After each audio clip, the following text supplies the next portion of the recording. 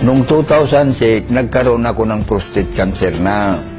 Ngayon, nung paulit-ulit na linalagyan ako ng catheter na hindi ako makaihi. Inopera ako doon sa FEO noong May 22, 2009. Pabalik-balik ako sa ospital na for check-up. Tuwing dalawang check-up ng isang linggo, wala rin akong walang pagbabago, lalong sumasakit.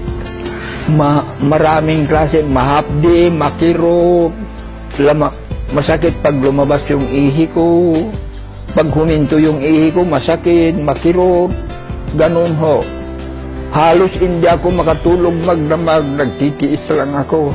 Lagi akong nakahiga, maski na nung pumunta sila nung dito, hindi ako makatagal ng mga 10 minutes na nakaupo ng ganito. Saka yung pagpunta ko sa FEO, pag pumunta ako, gagastos ako ng 5,000 tin punta ako. Dalawang beses ako pumunta sa loob sa linggo.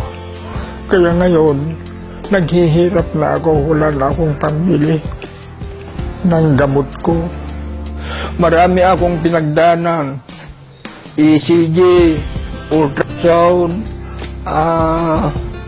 urine culture, PSA.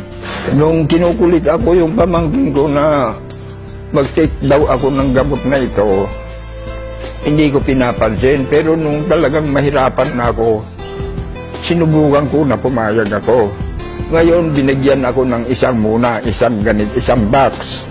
Katapos, nung naubos ko yung isang box, medyo gumaang yung pakiramdam ko. Kaya inulit ko na naman, nagpabili naman ako ng isa.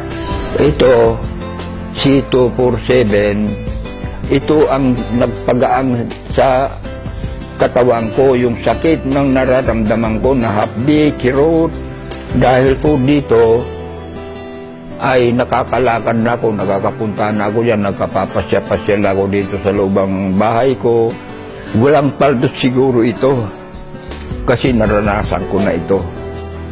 Kaya may papayo ko, yung may sakit, subukan nila. Walang mawawala.